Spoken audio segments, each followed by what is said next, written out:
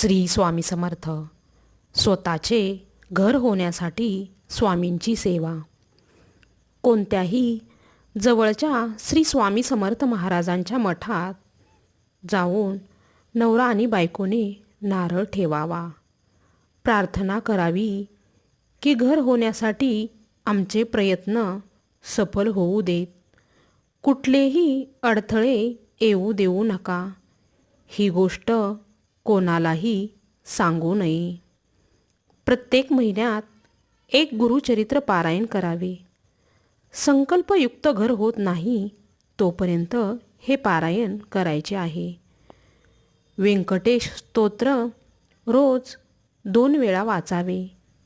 घरातील सर्वांनी वाचले तर अतिउत्तम. स्त्री सूक्त, पुरुष सूक्त रोज घरामध्ये वाचावे. विश्वकर्मा चालीसा घरातल्या कर्त्या पुरुषांनी वाचावे. नवनाथाचे पारायण करावे. नक्कीच तुमची इच्छा पूर्ण करतील स्वामी. श्री स्वामी समर्थ. जय जय स्वामी समर्थ. आजचा व्हिडिओ तुम्हाला जर आवडला असेल तर नक्की लाईक करा. धन्यवाद.